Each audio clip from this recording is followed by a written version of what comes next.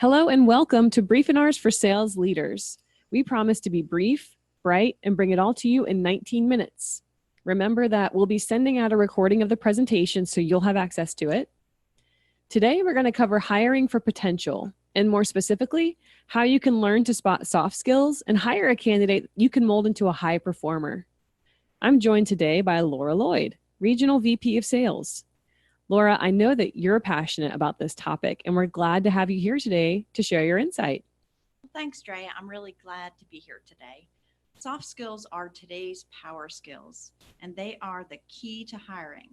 These are the things that are under the hood, so to speak. Okay, let's jump right in. When it comes down to it, we all want to hire people who perform at high levels on our team, who will take the organization in the direction it's trying to go, and who are a good fit for the culture. Those folks who gel with your people. Yep. Most companies are taking what they feel are the obvious steps from posting a job and reviewing candidates. They create a job description, they post it on the internet, they sort through the resumes that come through, and they look for relevant work experience and technical skills. If they see what they're looking for, they'll bring somebody in for the interview, and if the candidate seems that they have that good personality and present themselves well, usually that's it. They're hired. There's nothing that's inherently wrong with this approach. It's just that it usually skips over a very important piece of that puzzle, which is, evaluating those soft skills. Mm-hmm. Okay, sorry. So when somebody looks great on paper and they interview well, but it doesn't end up working out in the long run, we have to ask ourselves why. Why didn't it work out? And most of us have had this happen before, so we can relate. This is a great visual. It's like Dr. Jekyll and Mr. Hyde.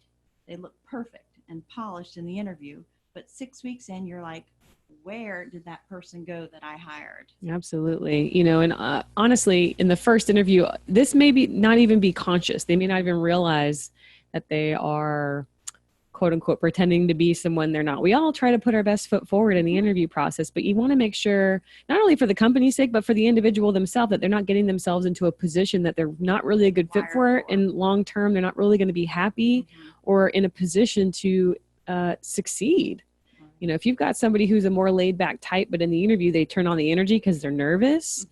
And the job does require that high sense of urgency. They're showing you in the interview, they're a go-getter, but then they get into the role and they realize, oh my gosh, this is fast paced all the time. They won't be able to sustain that. They can't keep up. They don't want to have to keep up long term. So you want to really make sure that they truly are a fast paced, high energy person.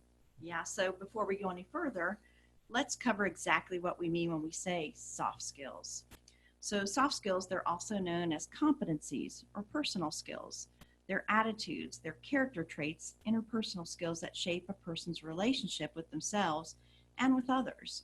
We're talking social and emotional intelligence. Okay, Laura, tell us, why should we care about soft skills? Well, according to the Harvard Business Review, potential is the most important predictor of success when hiring. Any potential is largely determined by somebody's soft skills. What we found in over 40 years of helping organizations hire, train, and retain high-performing teams is that it's absolutely essential for interviewers to get and to understand what soft skills are and ask the questions that uncover the soft skills that a candidate has during that interview process. Mm-hmm. Okay, so now we know what soft skills are. Let's walk our audience through how they differ from hard skills or technical skills. Sure. So some examples of hard skills. Do they have experience using that CRM system? Do they have sales process knowledge? Are they proficient in PowerPoint? Some of the examples of the soft skills, on the other hand, are self-management. Do they have the ability to prioritize and complete tasks in order to deliver those desired outcomes within those specific timeframes? What is results orientation? Do they have the ability to identify actions that are necessary to complete the task and obtain those results that you're looking for? And are they resilient? Do they have the ability to quickly recover from adversity?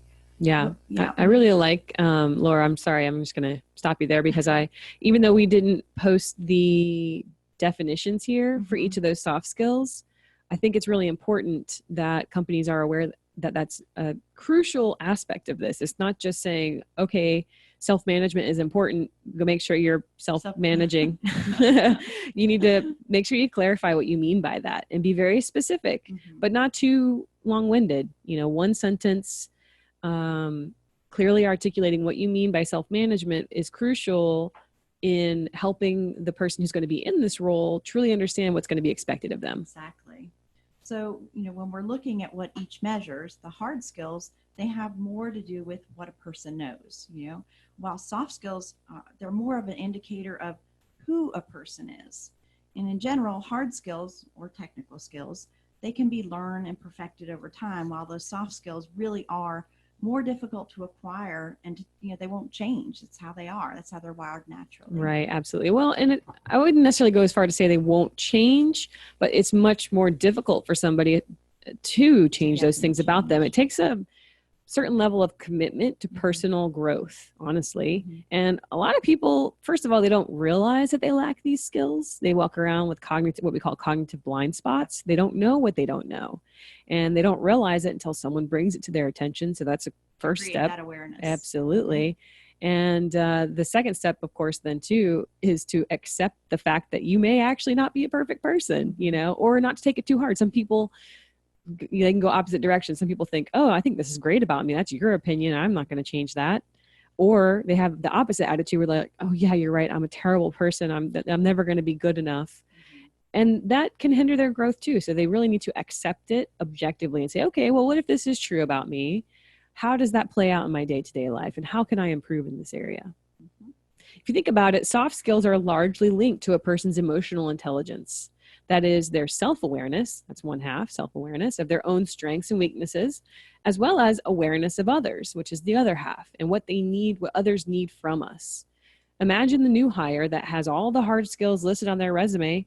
Technically, they know what a system is, all its features, but how well do they use that knowledge? That's where soft skills come in. You can think of those soft skills as the polish of a person. And that's really a great point. It illustrates why you can't afford to ignore those soft skills in the hiring process. The hard skills are teachable. You can train a person with the hard skills required for a job. You can train them to use your CRM. You can train them to follow that sales process, for example. But soft skills are definitely more permanent and are just part of who a person, how they are naturally. For example, when a candidate who's capable of providing consistently high quality work and meeting all those deadlines, and they're up against a candidate who possesses relevant job experience but lacks those key attributes, the candidate with the soft skills has a greater chance of succeeding in that job. So what soft skills does your position need, dear audience?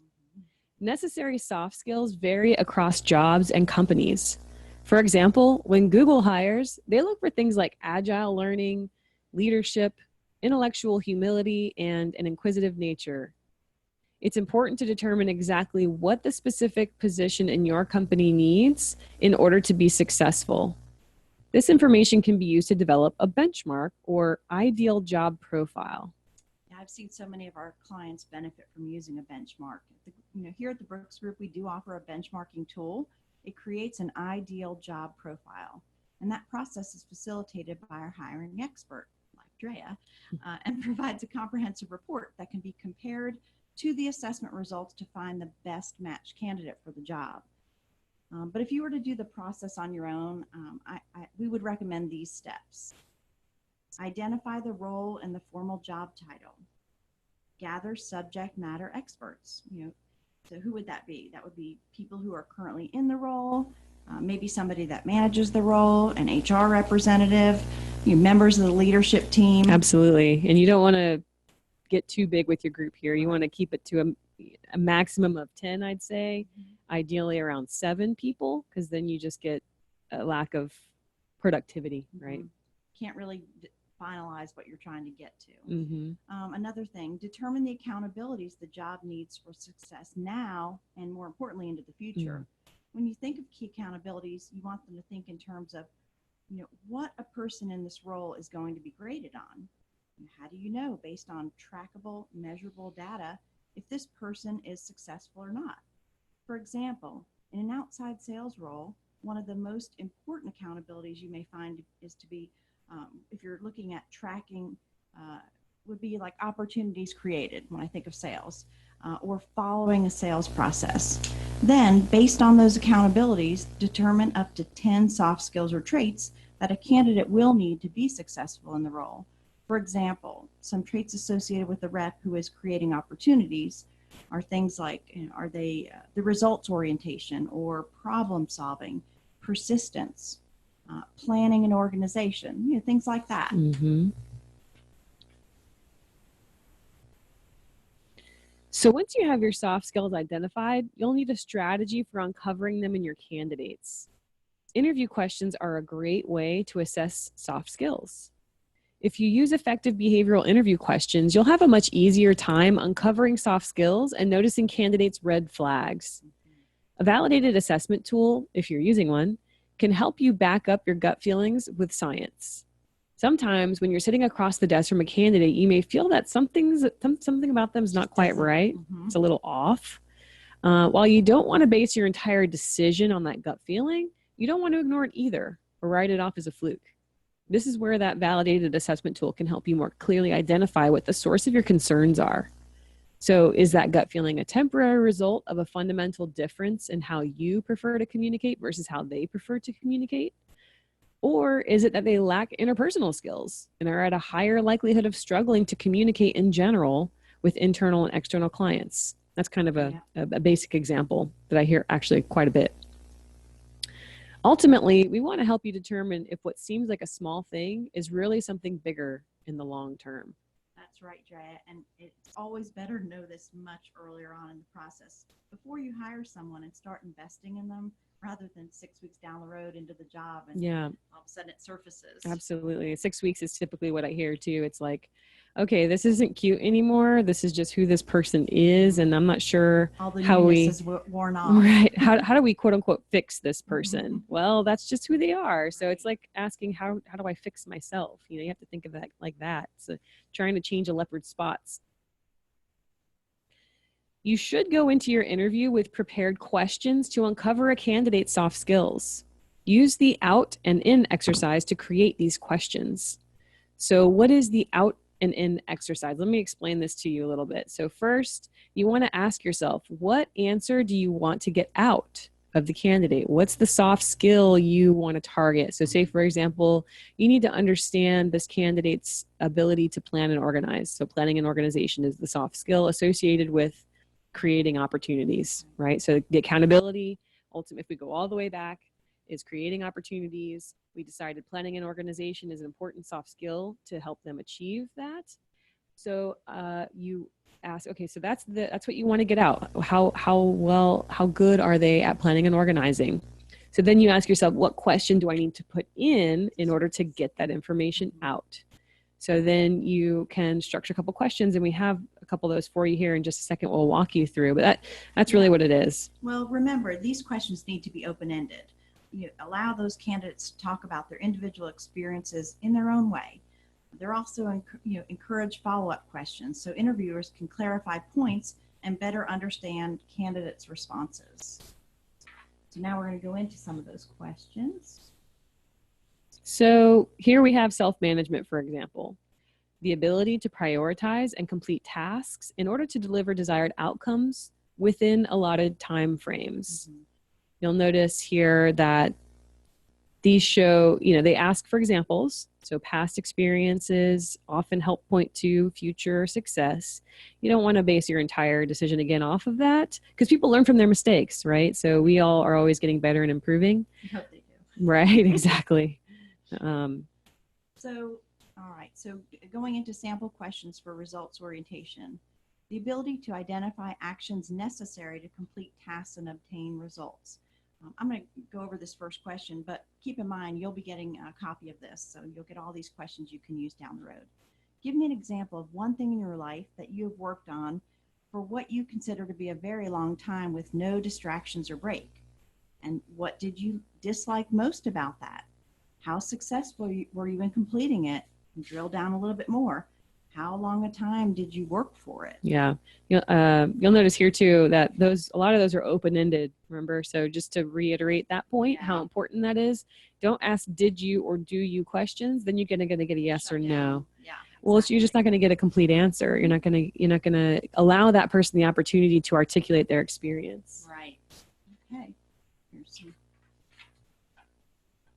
All right. So here we have one for planning and organization, which we talked about earlier. And again, open-ended, asks for examples, tell me about. You definitely want to ask that type of question. So we just shared 3 soft skills and questions you can use to uncover them in an interview. But we have a download with suggested interview questions for 9 common soft skills your open position may benefit from. So keep your eye open for that in your as a download in your inbox. One question you might be asking, are soft skills more important than hard skills? Not necessarily. We recommend balancing them. Hard skills and previous experience are a good starting point and can help you decide who you bring in for an interview. The problem is that focusing too much on previous experience and hard skills doesn't give you the insight needed to determine if a person is a good fit for the job requirements and your company culture. You may also be ignoring the value of a candidate's potential, which can't easily be uncovered by learning about their qualifications and previous work experience. Yeah, you really need to take a balanced approach and evaluate a candidate's previous experience, their hard skills, and their soft skills. Okay, so let's take, for example, one of the most common scenarios we see play out. A company hires one of their competitors' top performing sales rep, and the newly hired rep clearly has the skills and background to be successful, and plenty of industry knowledge as an added bonus. But so often is the situation that the rep doesn't perform well in that position. And I can give you an example. Former employer, we hired another rep from a competing company. And what happened was that although they had the qualifications, that rep did not fit because they marched the beat of their own drum while the culture was much more team-oriented. So if you're using hiring best practices, including interviewing, to uncover soft skills and assessing the candidate, there's a good chance you could avoid this situation. Absolutely. Cultural fit's so important, as well as hiring for, so like we say, hire for fit and train for skills. Not to say that skills aren't important. Mm-hmm. We don't want to underestimate the value of those. We recommend balancing the level of importance here. Some roles, you just absolutely need those hard skills and are willing to compromise on the soft skills a little bit. But those technical skills oftentimes can be learned. Right. However, a person's motivators and behavior style are typically less malleable. If you hire solely based on resume credentials and previous experience, you not only risk a cultural misalignment, you also miss out on high potential candidates with the kind of raw talent that can be developed over time. So we had mentioned the TriMetrix job benchmark briefly, and those listeners who already use the TriMetrix assessment are probably very familiar with them. The beauty of the benchmark is that it allows you to determine exactly what a position requires for long-term success, including those soft skills, and then compare your job candidates to that blueprint. And one of the features that comes with every job benchmark you create is that custom interview guide. You can see before an interview where a candidate might not line up completely with the job requirements, and within the guide, you'll be given custom questions that allow you to really drill down into those areas. It's like having an expert hiring consultant walk you through your interview process, but in a much more convenient and cost-effective way because it's all right there for you in that guide. If you want more information about how you can get access to the interview guide, you can reach out to me at lloyd@thebrooksgroup.com. Also, keep a lookout in your email to find out if you're the lucky winner of a free sales hiring consultation with me, Drea Douglas, Director of Talent Management Consulting at the Brooks Group. Yeah, unfortunately, we don't really have time to cover questions because we promised to be brief, bright, and gone. But feel free to email us with any questions. We really want to thank you for your time today and hope that you have some good takeaways. Have a great day.